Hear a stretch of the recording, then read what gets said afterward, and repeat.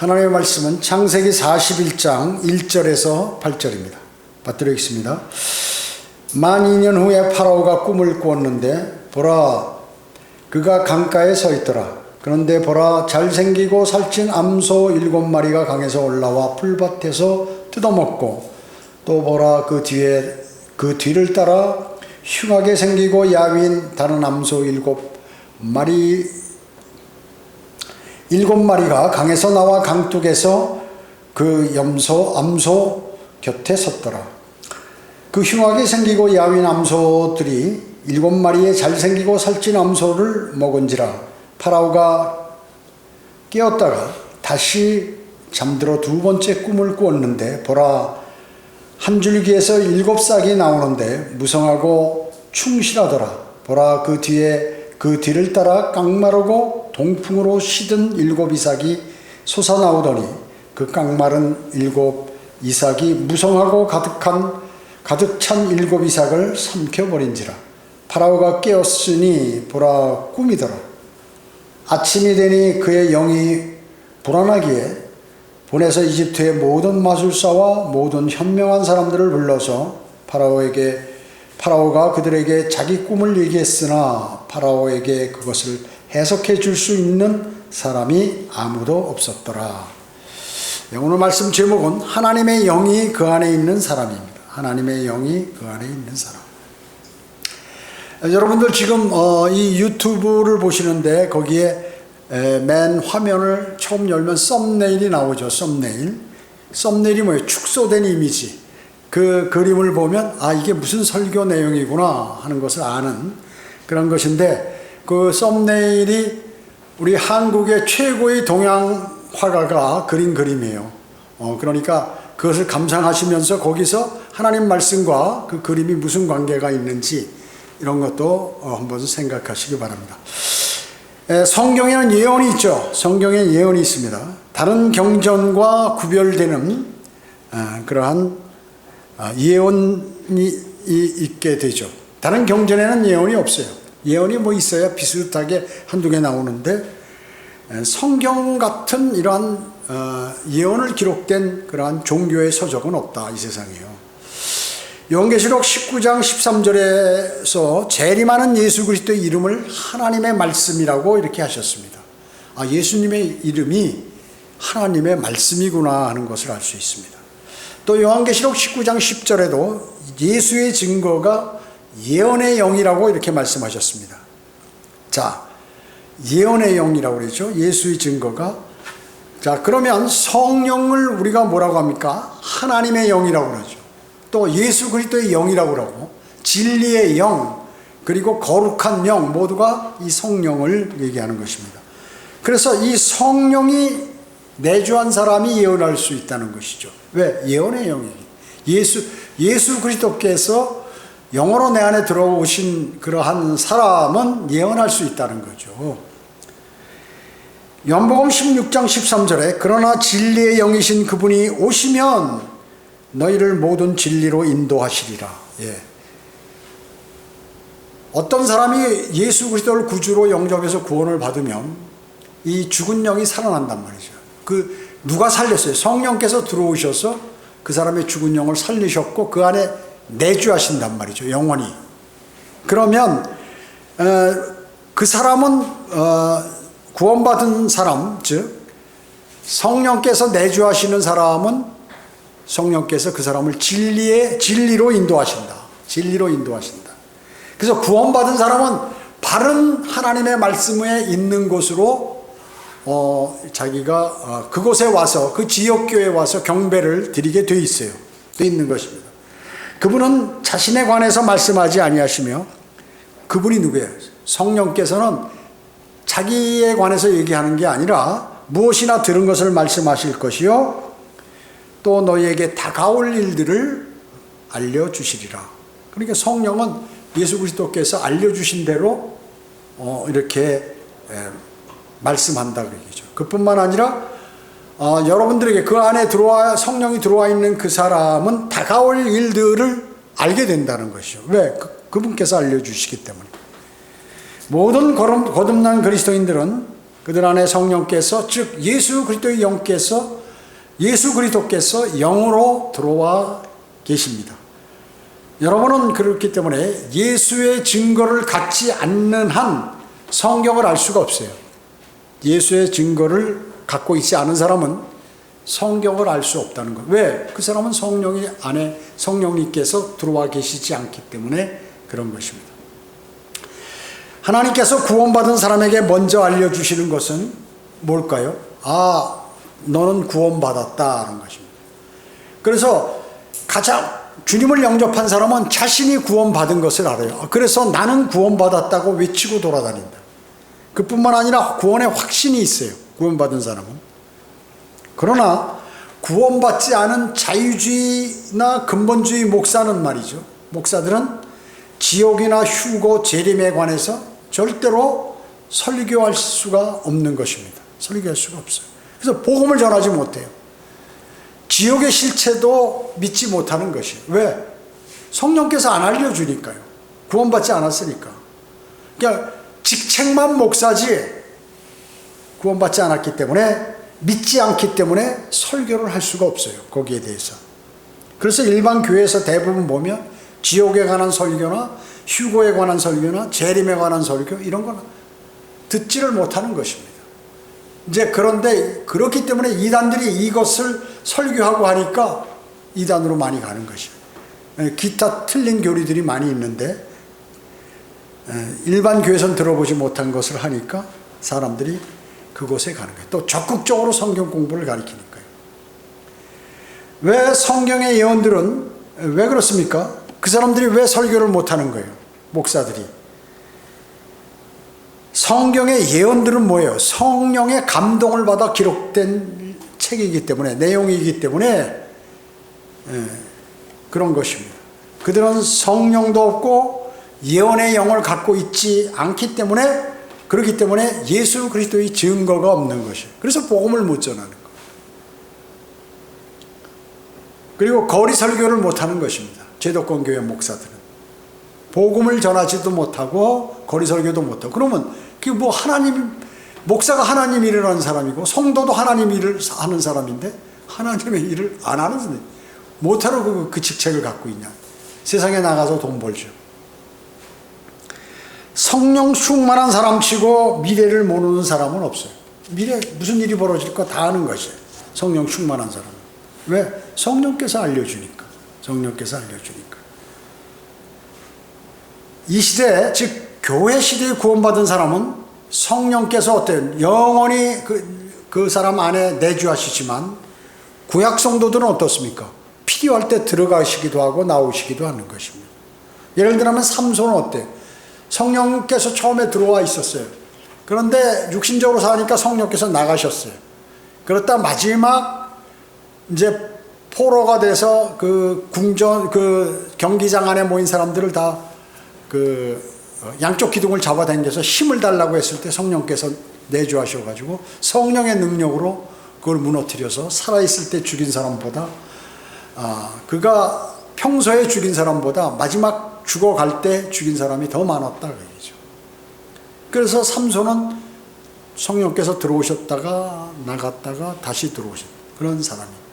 사울은 어때요? 사울은 처음에 성령 충만했죠. 성령께서 들어왔어요. 그래 나가가지고 다시 들어오지 않으셨어요. 다윗은 어때요?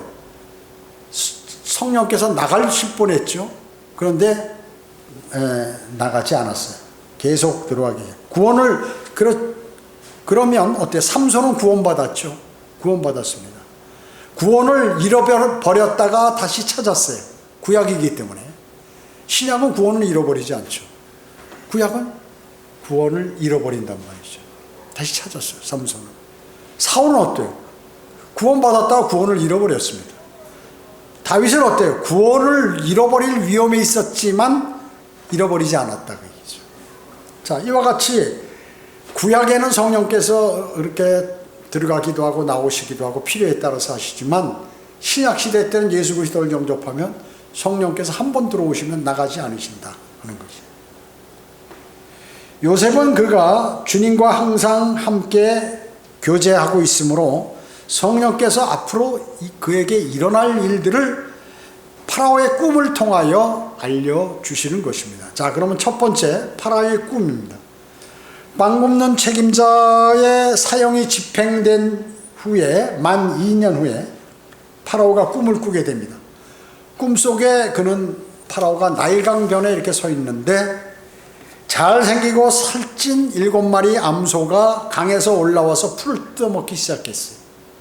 그 뒤에 이어서 바로 흉하게 생긴 야윈 그런 암소 7마리가 강에서 나와 강둑에서 그 암소 곁에 이렇게 섰습니다. 그러면서 이 잘생기고 살찐 암소를 그 흉한 암소들이 다 먹어버렸어요. 삼켜버린 것입니다. 이게 꿈이란 말이죠.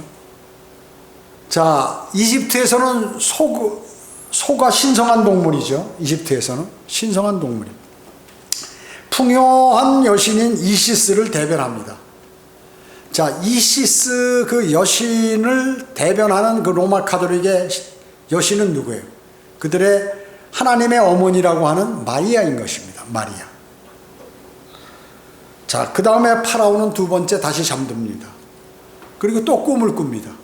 그런데 한 줄기에서 7 이삭이 나오는데 아주 무성하고 아주 충실하더라고요. 또 다시 그 장면이 바뀌어서 깡마르고 동풍으로 시든 7 이삭이 이제 나타나더니 무성하고 충실한 그 이삭을 삼켜버리는 꿈을 파라오가 꾸었던 것입니다. 그래서 파라오가 아침에 일어나 보니까 이게 참 영이 불안한 거야. 이게 무슨 꿈이지? 아, 이게 무슨 뜻일까? 하면서 계속 갸우뚱갸우뚱하고 불안해한 것입니다. 그래서 이집트에 유명하다는 마술사부터 현명한 사람들을 다 불러가지고 그 꿈 얘기를 하면서 뭔지 좀 얘기 좀 해달라. 해석해 줄 사람이 아무도 없는 것이에요. 바로 그때 파라오의 술 맡은 그러한 책임자가 요셉이 생각이 난 것이에요. 요셉이. 그래서 파라오에게 자기가 죄를 졌다고 하면서 감옥에서 자신들에게 꿈을 해석해 준 대로 그것이 그대로 이루어졌다는 사실을 말하게 됩니다. 자, 이것이 예수 그리스도의 무한 증거, 즉 예언의 영인 것입니다. 예언의 영, 예언의 영인 것입니다. 요즘 세상에는 거짓 예언자들이 많습니다. 중, 무당, 그 다음에 점쟁이, 도사들, 심지어 이단들, 신부들, 가톨릭 신부들, 목사들까지 성경의 예언을 멋대로 해석함으로써 사람들을 지옥으로 지금 보내고 있는 그러한 실태이죠. 그렇기 때문에 아무 예언이나 듣고 믿으면 멸망하게 된다는 것이죠. 그 종교 지도자들이라고 하는 그러한 사람들이 예언하는 거 그걸 신뢰하면 큰일 나는 것이죠. 하나님의 말씀을 인용해서 그것을 그대로 알려주면 모르겠는데 자기 멋대로 해석해서 사람들에게 알려주기 때문에 그것을 듣는 사람은 멸망으로 가는 거예요. 구원받지도 못하고 복음을 듣지도 못하고 그런 쓸데없는 것들만 들어서 멸망으로 가는 것입니다. 여러분 41장 25절 한번 보십시오. 여기 창세기 41장 25절부터 36절 한번 봅니다. 요셉이 파라오에게 말하기를 파라오의 꿈은 하나니이다. 하나님께서 파라오에게 그분의 하실 일을 보여주셨나이다. 하나님께서 파라오를 통하여 하실 일을 알려주셨다. 그들을 따라 올라온 마르고 흉하게 생긴 암소 7마리는 7년이며 속이 비고 동풍으로 시든 7 이삭은 7년의 흉년이 되리이다. 암소 7마리 말른 그 다음에 말라버린 그러한 이삭 7개 이것도 전부 7년 흉년을 말씀하는 거다. 내가 파라오에게 말씀드린 것이 이것이니 즉 하나님께서 파라오에게 그분이 행하신 일을 보여주시나이다. 보소서 온 이집트 땅에 7년의 큰 풍년이 오겠고 그 후에 7년의 흉년이 이르리니 이집트 땅에서 모든 풍년은 잊어버리겠고 기근이 이 땅을 소멸시키며 뒤따르는 흉년 때문에 풍년을 이 땅에서 기억하지 못할 것이니 이는 그 흉년이 매우 심할 것임이니이다. 그 꿈을 파라오에게 2번 겹쳐 꾸신 것은 그 꿈을 파라오께서 2번 겹쳐 꾸신 것은 하나님께서 이 일을 정하신 것이미니 하나님께서 곧 그 일을 일어나게 하시리이다. 그러므로 이제 파라오께서는 신중하고 현명한 사람을 찾아서 이집트 땅을 치리하도록 세우소서. 파라오께서는 이 일을 행하시고 그 땅을 치리할 관리들을 임명하셔서 7년의 풍년에 이집트 땅의 5분의 1을 거두게 하며, 그러니까 풍년이 있을 때 5분의 1을 세금으로 다 걷어들이라고 얘기죠. 그러니까 넉넉하니까 뭐 그까짓 것 내는 거 별로 그렇지 않죠. 그래서 이제 창고에다 쌓아두고 하는 것이죠. 35절에 그 관리들로 다가올 풍년의 모든 식량을 거두고 그 곡식을 파라오의 수하에 쌓아두어서 성읍들에서 식량을 간직하게 하소서. 그 식량이 이집트 땅에 임할 7년 흉년을 대비하여 땅에 저장되면 그 땅의 흉년으로 인하여 멸망치 아니리이다 하니라. 이렇게 말씀하고 있습니다. 자, 요셉은 수년간 기도와 주님과의 깊은 교제 가운데서 인내로 기다렸던 그날이 온 것이에요. 자, 얼마나 많은 기간 동안 고통당했어요. 형에게 팔려와서 감옥에서 12년 있다가 지금 이제 나오는 것인데 30세에 이제 추록하는 거죠. 요셉은 수염을 깎고 이제 파라 앞에 나갔습니다. 여러분 어때요? 유대인들 수염길이잖아요. 유대인들은 머리 수염을 길. 그러니까 수염과 양 있잖아요. 이거는 이집트 사람들은 아주 가증하게. 이집트 사람들은 머리도 막 이렇게 밀잖아요. 많이. 과거에. 반대로 유대인들은 머리와 수염 깎는 것을 수치로 여긴단 말이죠. 그리고 소를 아주 가증스러운 것으로 여겨요. 반대죠, 완전히. 이집트하고 유대인들하고. 그래서 이제 파라오 앞에 가니까 수염을 깎지 않을 수 없어 수염을 깎은 것이. 요셉은 7년 풍년이 온 다음 7년의 흉년이 올 것이며 흉년이 어찌나 심한지 사람들은 지나간 7년의 풍년을 기억하지 못할 것이다. 그러면서 7년을 대비하기 위해서 관리들을 임명해가지고 그것을 수확의 5분의 1을 걷어가지고 국가에서 저장했다가 흉년 때 이제 이것을 풀어서 사용하라고 이렇게 말해주는 것입니다. 그러면 이집트가 망하지 않을 것이다. 자, 준비하시는 주님의 영을 받은 사람의 이러한 대책인 것이에요. 현명한 대책이죠. 그리스도인도 주님을 신뢰하고 따를 때 판단을 옳고 바르게 할 수 있도록 주님께서 인도해 주시는 것이에요. 왜? 내 안에 내주하시는 성령께서 여러분에게 그 길로 인도하시는 것입니다. 두 번째, 하나님의 영이 그 안에 있는 사람입니다. 하나님의 영이 그 안에 있는 사람. 여기 창세기 41장 37절부터 39절까지 한번 봅니다. 그 일이 파라온의 눈과 그의 모든 신하들의 눈에 좋게 여긴지라. 그 예언하니까 탁 이해가 되더라고요. 다른 사람들이. 야, 그거 맞다. 네. 38절에 파라오가 그의 신하들에게 말하기를 우리가 이 사람같이 하나님의 영이 그 안에 있는 사람을 발견할 수 있으리요 하며 파라오가 요셉에게 말하기를 하나님께서 이 모든 것을 내게 보여주셨으니 너와 같이 신중하고 현명한 사람이 없도다. 자, 파라오가 하나님의 사람이 아닌데 어떻게 이런 얘기를 할까요? 현명한 사람이에요. 현명한 사람. 그래서 이 요셉 안에 있는 하나님의 영이 들어있는 것을 감지하는 거예요. 어째 그렇게 우리 이집트의 온갖 현명한 사람들, 마술사들까지 다 동원해서 모르는데 내가 믿는 하나님께서 너에게 알려주시니 그분의 영께서 내 안에 거하면서 이런 바른 좋은 대책을 내놓는구나. 그렇게 알고 있는 것이죠. 요셉은 그리스도의 예표죠. 예표입니다. 지난주에 우리 많이 알아봤죠.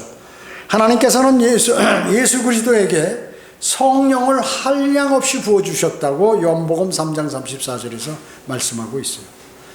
예수 그리스도는 기쁨의 기름 부음을 받아 동료들보다 위에 놓여 있었죠. 히브리서 1장 9절에서. 주님께서 그 성령 충만을, 그분이 태어나는 건 성령으로 태어나시고 잉태하시고 그리고 모든 것을 성령의 인도하심에 따라서 그렇게 하셨던 것입니다. 인간 가운데 가장 성령으로 충만했던 사람들도 거룩함에 있어서 예수 그리스도를 따라갈 수가 없었어요. 뭐 사도 바울이라든지 기타 성령 충만한 그러한 모든 사람들이 예수 그리스도만큼 그 충만하지 못했다는 거죠.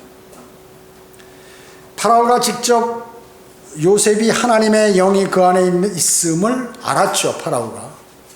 그뿐만 아니라 파라오는 그의 꿈의 해석을 해주신 하나님께 영광을 돌려드리는 것이에요. 이방인 왕이 이런 복 받을까요? 안 받을까요? 받죠, 당연히. 예수 그리스도에게 모든 것을 보여주시는 분은 바로 하나님이셨다는 것이죠. 그리고 이 모든 일들은 그리스도인에게 보여주시는 분은 바로 하나님의 영이에요. 하나님의 영. 여러분에게 보여주시는 거 모두가 하나님의 영, 성령이시다. 요한복음 16장 15절은 아버지께서 가지신 것은 모두 내 것이라. 그러므로 그가 내 것을 가지고 너희에게 알릴 것이라. 누가? 아버지께서 갖고 계신 것은 모두가 예수 그리스도 건데 나를 대신해서 성령께서 너희에게 내 것을 가지고 너희에게 알려줄 것이다. 성령께서 이렇게 말씀하고 계시는 것이에요. 예수 그리스도께서는 하나님의 지혜시며 하나님의 지혜가 육신을 입고 나타나신 분이에요. 바로. 또 하나님의 지혜가 되신 그분이심을 말씀하고 계시는 것입니다. 그래서 여러분도 동일하게 하나님의 영인 성령께서 안에 들어와 계시기 때문에 여러분도 바른 판단과 또 하나님의 말씀을 바로 해석할 수 있는 그러한 능력을 갖고 계신다는 것이에요. 세 번째, 요셉은 최고의 권위를 받았습니다. 최고의 권위. 40절 보겠습니다.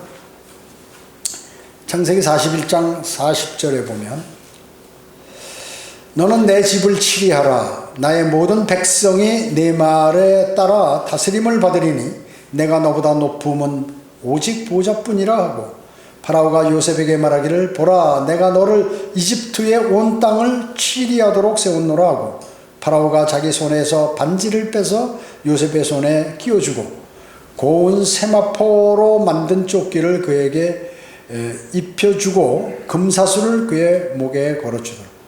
파라오가 자기가 가지고 있는 둘째 병거에 그를 태우니 사람들이 요셉 앞에서 소리 지르기를 무릎을 꿇고 절하라 하더라. 파라오가 그를 이집트의 온 땅을 다스리는 치리자로 세웠더라. 자, 어떻게 이럴 포로가 감옥에 있는 여러분 요셉이 감옥에 있었을 때 추록하기도 힘들었을 뿐만 아니라 추록해서 세계 최고 강대국의 제2인자가 되리라고 누가 알겠어요? 하나님은 그러시는 분이에요. 그러시는 분. 퇴비더미에서 고통당하는 그 형편없는 사람을 왕으로 세우시고 왕을 그곳으로 보내시는 분. 하나님이시다 하는 것입니다. 파라오가 요셉에게 너는 내 집을 치리하라. 이집트를 전부 통치하라고 얘기해요. 나 대신. 예수 그리스도는 어떻습니까? 신성을 지니신 신랑으로서 그 집과 신부의 머리가 되시죠. 우리의 머리가 되십니다. 예수 그리스도께서는 자신의 집을 치리하는 아들이십니다. 이 지역교회 관장하고 여러분을 치리하시는 분은 주 예수 그리스도이세요. 예수 그리스도이세요. 나의 모든 백성이 내 말을 따라 다스림을 받으리니 그러니까 이집트 백성이 요셉의 말에 따라서 다스림을 받을 것이다. 요셉의 말을 전부 요셉의 말에 복종해야 된다고 얘기죠. 여러분 어떻습니까? 입으로만 믿는다고 떠드는 그리스도인들 있죠. 나 믿음 좋아. 나 주님은 참 대단한 분이야 하고 믿음 좋은 척하고 하는 그러한 그리스도인. 그래서 그런 사람들은 주로 어떻게 하냐면 성경 대신 성령이나 혹은 예수 그리스도가 최종권이라고 주장하는 거예요. 여러분은 최종권위가 뭐예요? 성경이죠. 하나님의 바른 성경. 최종권위가. 그래서 진정한 그리스도인은 하나님의 말씀에 인도함을 받는 것이에요. 진정한 그리스도인. 뭐 예수님, 하나님, 성령님하고 외치고 떠드는 그러한 기독교인들 많이 있잖아요. 그 예수 그리스도나 성령이 최종권위가 아니다. 최종 권위는 하나님의 말씀이 최종 권위다. 하나님께서 버리신 반역자들 있잖아요. 이런 사람은 하나님께서 여러 가지 역번을 통해서 일반적인 진리를 증거하고자 전한다고 이렇게 주장하는 거예요. 그 말이 뭐냐면 그 자유주의 신학자들이나 뭐 근본주의 신학자들이나 이런 사람들이 뭐냐면, 야, 너희는 왜 한 가지 성경만 좋다고 그러냐, 킹제임스 성경만. 나는 킹제임스 성경도 보고 NIV도 보고 개혁 성경도 보고 다 본다, 골고루. 한국에도 그런 사람이 많아요. 야, 킹제임스 자기 성경만 옳다고 그렇죠. 이상한 사람입니다. 외통수다. 저거는 뭐 좀 대단한 사람, 고집만 있는 사람이지. 그러니까 아주 유식한 척하고 대학 교수들, 성경학자들, 신학원 교수들 이런 사람들 물어보면 자기는 저 킹제임스 성경 압니다. 여기 저번에 지난 목요일 날 제가 거리 설교하는데 그 여호와의 증인 옆에 있잖아요. 그래서 내가 그 여호와의 증인 좀 이렇게 배치하고 하는 사람한테, 여보시오, 내가 여기서 23년 전서부터 내가 이 자리에서 설교하고 있다. 이게 당신들 방해하는 거 아니야? 그러니까 그러면 내가 먼저 와서 하니까 방해하는 걸, 그러면 뭐 종교의 자유가 있는데 종교의 자유, 바른 성경을 써야지 내가. 그러니까 저쪽으로 가더라고요. 자, 그러면서 걔가 그 사람이 뭐라고 하냐면, 저도 킹제임스 성경 봅니다, 딱 그러더라고요. 근데 킹제임스 성경 얘기한 적도 없거든요. 다 아는 거지. 제 신분을 아는 거예요. 나도 저도 킹제임스 성경 봅니다, 이래요. 보면 뭐하냐, 보면 뭐해. 신세계 역번 여호와 거, 여호와의 증인 거, 개혁 성경, 킹제임스 성경, 뭐 영어 NIV, 영어 킹제임스 성경, 뭐 골고루 많은 사람들이 본다는 거예요. 신학자 아니어도 서울에 큰 교회 다니는 사람들, 믿음이 좋다는 사람들 자랑할 때 보면, 저 킹제임스 성경 저 압니다. 좋은 성경이래요. 근데 내 NIV도 있고 뭐 다 여러 가지 골고루 읽습니다. 다. 그 사람은 뭔지 아세요? 나는 구원 안 받았습니다. 나는 지옥 갑니다. 나는 쓰레기입니다. 그런 의미예요. 성령께서 안 알려주니까 이것저것 다 보고 말이죠. 그래도 개념을 못 잡는 거지. 그렇기 때문에 하나님께서는 그런 사람을 반역자들이라, 이 성경 좋다, 저 성경 좋다, 그렇잖아요.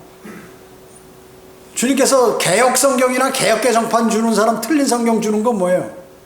이혼 증서를 주는 거예요. 너하고 상대하기 싫으니까 너 이런 쓰레기 같은 성경이나 봐라. 그래가지고 던져준다, 그 얘기죠.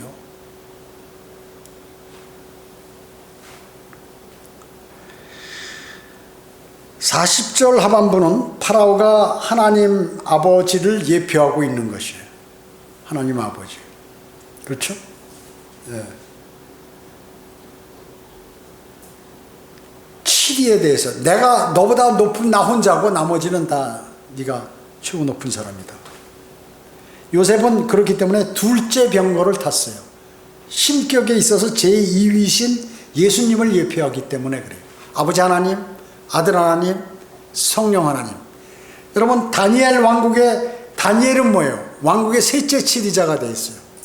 그렇기 때문에 다니엘은 성령을 예표하고 있기 때문에 세 번째 치리자로 이렇게 한 것이에요. 41절에 보면 이집트 온 땅을 치리하도록 세웠노라 그렇죠. 치리. 예수 그리스도께서, 아버지 하나님께서 1000년 동안 왕국을 통치하라 그렇게 하십니다. 42절에 보면 세마포, 성도의 의죠. 세마포는 하나님께서 예수 그리스도께 그의 의로움을 주시는 것을 예표하죠.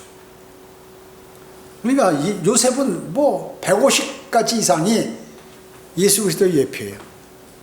42절에 보면 파라오가 금사슬을 그의 목에다 걸어줬잖아요. 금은 뭐예요? 신성을 예표하죠. 금은 신성을 상징합니다. 그리스도는 육신으로 나타나신 하나님이에요. 그리스도는 육신으로 나타난 하나님이라, 예수 그리스도가. 여호와의 증인은 피조된 신으로 믿잖아요. 그 여호와의 증인 앞에서 예수 그리스도는 하나님이십니다. 하나님께서 육신의 모습으로 이 땅에 오신 분이 예수 그리스도십니다. 성경에 그렇게 기재되어 있잖아요.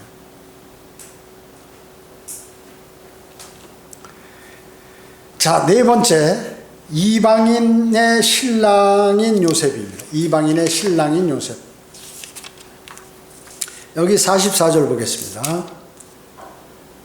44절, 45절.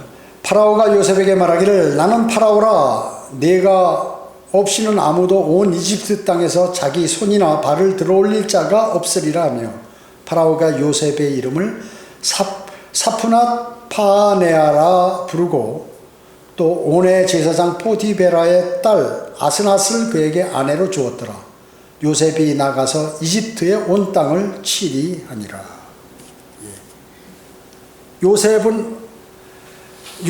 파라오가 요셉에게 사프낫 파네아라는 이름을 주었죠. 그 뜻이 뭐예요? 세상의 구주. 어떻게 이렇게 요셉이 세상을 다 구하는, 이집트뿐만 아니라 이방 나라들까지 와서 이제 그 쌀을 사간단 말이죠. 이집트가 강성한 나라가 됐어요. 부자가 됐죠. 그러니까 다 굶어 죽을 사람들을 그 요셉이 그 꿈 해몽을 잘해주고 그 자리에 앉아가지고 많은 사람들을 구워 살리는 거예요. 그러니까 그 뜻의 이름을, 세상의 구주라는 이름을, 세상의 구주가 누굽니까? 예수 그리스도시죠. 예수 그리스도. 요셉은 온의 아들 포티베라의 딸 아스낫과 결혼했죠. 이방인 신부를 얻었습니다. 이방인 신부. 아스낫은 솔로몬처럼 함족 출신 흑인이에요. 함족 출신 흑인. 종들의 종이죠, 흑인은. 사도 바울은 뭐라고 했어요? 사람을 기쁘게 하지 않는 나는 그리스도의 종이라고 했어요. 종. 그것과 일치되는. 하나님의 지식을 얻기 위해서 이 아스낫은 어때요? 하나님을 믿는 사람과 결혼하기 위해서 이방의 우상 숭배를 버리고 온 것이에요. 태양신 제사장 집안에서 자란 그 여인이죠. 그 여인은 요셉의 아내는. 그런데 아스낫은 감옥에서 금방 나온 타로 간, 탈출이 아니라 타로 간 그러한 요셉과 이제 혼인하게 되는 것입니다. 혼인하게. 여러분 어떻습니까? 그리스도인은 이 땅에 있을 때 죄 많은 사람들이었죠. 죄 많은 우리도 이방인이었습니다. 예수 그리스도께서 우리를 죄 많은 이방인을 신부 삼아 주신 것이 그것에 관한 예표입니다. 주 예수 그리스도께서 우리를 신부 삼아 주셔서 얼마나 감사한지 모릅니다. 멸망으로 향할 수밖에 없어요. 희망도 없어요. 소망도 없어요, 사실은. 여러분이 주님을 위해서 산다면 주님께서 모든 관심사와 필요를 돌보실 것이에요. 자, 여러분 건강하고 싶으세요? 또 여러분 모든 필요를 주님으로부터 받고 싶으세요? 그러면 여러분은 주님을 위해서 살면 됩니다. 그리고 주님과 친밀하게 지내세요. 주님께서 모든 것을 조정하십니다. 그리고 여러분에게 허락하실 것이에요. 지금 요셉은 그렇게 사는 사람이에요. 자기 형들에게 멸시받고 버림받고 심지어 살해까지 당할 뻔하다가 감옥에 가고 모함을 당해서 감옥에 간 거예요. 죄 져서 감옥 갔나요? 예수 그리스도께서 죄를 지셔서 십자가에 달리셨나요? 그걸 주님과 교제 속에서 실망과 좌절하거나 주님을 버리거나 주님을 떠나거나 그렇지 않고 지속적으로 열렬하게 주님과 교제하는 사람이었어요. 그랬을 때 주님께서 그의 기도에 응답해 주셔서 그 감옥에 있는 사람을 끌어내서 세계 최고 강대국의 제2인자로 만들어 놓으셨다. 대단하시죠? 그게 하나님이세요. 하나님이세요. 하나님께서 요셉을 쓰시고 동시에 파라오를 쓰셔서 그 일을 수행하셨던 것입니다. 그것을 우리는 뭐라고 합니까? 하나님의 섭리라고 얘기합니다. 하나님의 섭리. 주님께서 요셉을 섭리적으로 인도하셔서 정말 보호하시고 그에게 그런 일들을 주시고 심지어 요셉을 통하여 자기 백성들을 전부 살리는, 기근과 가난 속에 허덕일 때 전부 그곳으로 이사오게 해서 새로운 큰 민족을 만드는 데 기여하도록 그렇게 하나님께서 복 주셨던 것입니다. 왜 그럴까요? 어떠한 시련과 어려움 속에서도 주님과 풍성한 교제를 나누고 그 시련에 굴하지 않고 또 그 시련이 그를 주눅들게 하지 않고 늘 기쁨과 감사의 마음으로 주님을 섬긴 사람에 대한 그러한 주님의 베푸심인 것입니다. 대가인 것입니다. 기도하겠습니다. 전전능하시고 자비로우신 아버지 하나님 감사드립니다. 저희들은 오늘 위대하신 주님의 말씀을 통하여 단순하고 그리고 어떻게 보면 이야기 같지만 거기에는 심오한 진리와 그리스도인이 무엇을 배워야 하는지 말씀하고 계십니다. 저희들은 늘 주님을 사랑하고 주님의 인도하심을 받고 풍성한 교제를 나누어서 주님으로부터 모든 것을 아주 좋은 것들을 받아서 악한 세상에서 승리의 삶을 살아가도록 주님 인도해 주시기 원합니다. 은혜 감사드리오며 다시 오셔서 저희를 데려가실 주 예수 그리스도의 이름으로 기도드립니다. 아멘.